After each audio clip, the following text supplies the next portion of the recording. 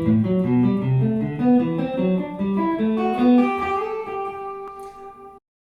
everyone and welcome to the Ultimate Guitar Warm-Up Series. So this video is a part of a series that I'm doing with you guys, and I'm going to be showing you different types of warm-ups that you can incorporate into your daily and weekly practice routines. Because there are so many things that we have to practice as musicians to keep our chops up, right? And just to keep growing musically. So anyway, in this specific lesson, we're going to be talking about scales and interval sequences within a scale, all right?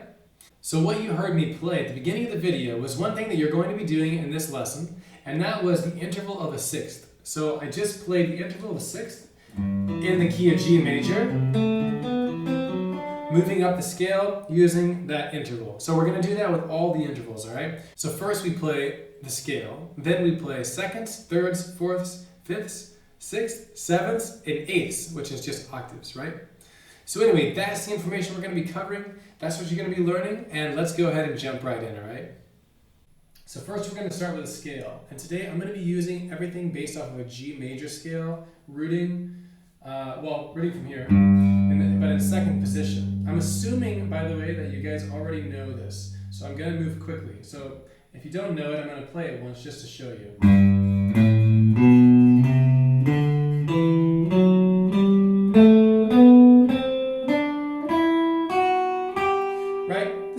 The first major scale people learn on the guitar. Maybe not the first open position, but after that, the first movable one. So anyway, G major scale. And if you don't know it, just let me know in the comments. I can make a video about it. You need to know about key signatures. You need to know, where the notes are on the guitar, and you just need to know about scales. So if you're unaware, let me know. All right, we're going to use that scale. Now, I'm going to give you all the sequences. I'm going to play them for you, and I want you to do this as well. So we're going to take that same scale, and we're going to use diatonic sequences using intervals. Diatonic interval sequences. So seconds, thirds, fourths, fifths, sixths, sevenths, and eighths. Now, a lot of people play just scales in order. Some people even do string skipping, But a lot of people don't do these interval sequences. Some, like professional musicians, yeah. But if you want to take yourself to the next level and really have your hand do a lot of crazy new things, learn these diatonic interval sequences, because it can be some crazy stuff and it can really show you many great ideas. All right, so let's do seconds. So seconds, we're going to play from the root up to the next note, and then start over on the note we played last and begin this sequence again. So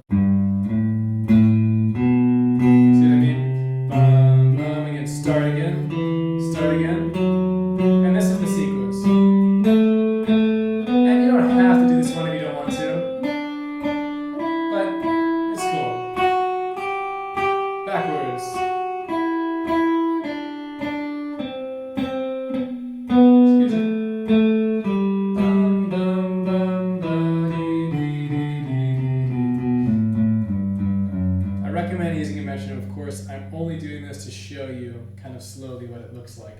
Otherwise, I always use a metronome and do these directly in order.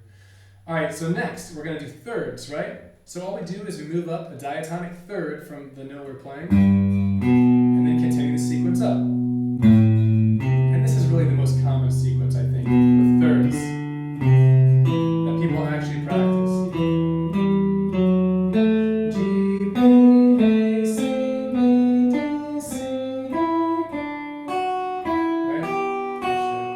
Backwards. So we're just moving down a third. A, F sharp, G, E, F sharp, D, E, C, D, B, C, A, B, G, A, F sharp, G, ending on G. Alright, so the next one is fourths. Now, also, where do we use this stuff, right? Thirds, this interval, you can play thirds anywhere, and it sounds great in all styles of music. Fourths, of course, the same, but definitely used more in like blues and jazz and rock and funk. These four areas you hear fourths a lot. Just something to consider when for whatever styles you enjoy. So, all right, here we go. Up. So just start on the root, up a fourth. And do the same sequence. Up a fourth, diatonic fourths.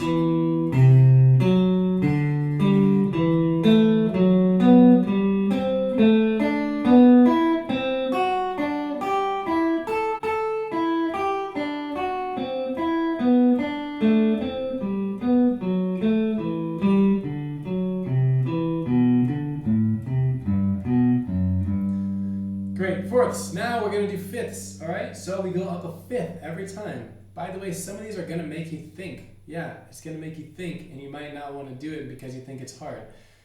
If you feel like that, fight through, okay, and continue it. Because also when we change scale patterns, like a lot of things change, you know. So you have to think through this stuff. You have to actually think. All right. So here we go. Fifths, up a fifth, G up a fifth, A up a fifth.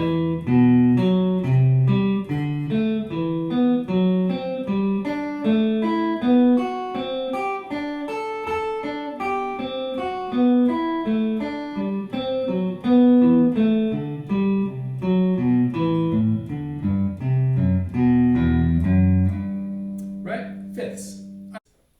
So the next one is a sixth interval, and this also sounds wonderful. It's similar to thirds, of course, it's the same, but sixth really sounds great, like all the time. So something to check out. So this one, we're going to jump up a sixth. Same idea, right?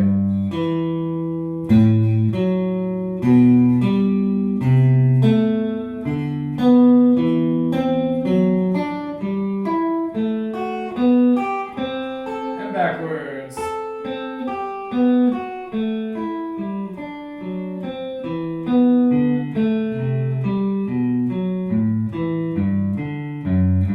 Okay. You can kind of, change fingerings how you like it and whatever you need. You can also look at my hands for all of these and use exactly what I'm using, and that can help you as well. All right, so next is sevenths, right? So this one has a pretty unique sound. It's a little dissonant, some of them, because it's a half step away from the root on some of them, right? So style-wise, you can play this stuff. It's great for like jazz fusion to throw a lot of sevenths in there. It just sounds like really kind of weird and dirty. I don't know. So something to consider. All right, here we go. Up a seventh.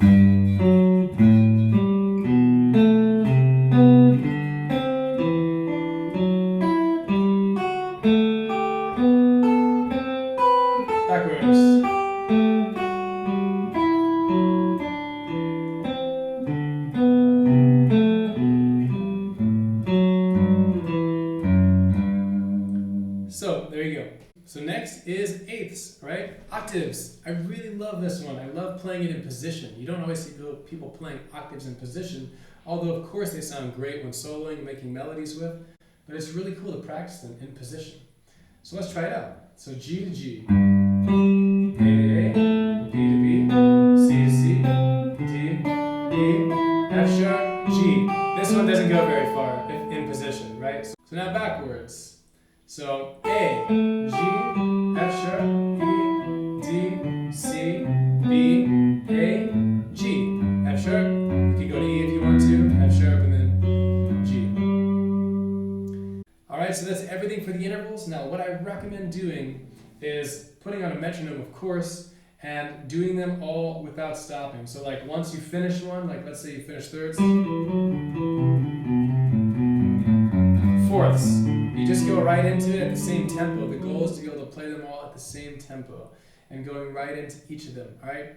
I know that may be a lot, but that's it. And then also to move these up into new scale patterns, because if you, ideally, you can do this with the caged, and you can play them in all the patterns, right? Alright, so thanks so much for watching this video. If you have any questions, if you don't understand something, I know I just kind of played through them. If you want to dive in deeper on anything, just let me know. I can make specific videos and dive in deeper on one subject. We can do private lessons. I can make personalized custom video lessons for you as well. There's many things, but I want to make sure you understand this information. You incorporate it into your practice routine, you use it, and you're advancing as a musician, alright?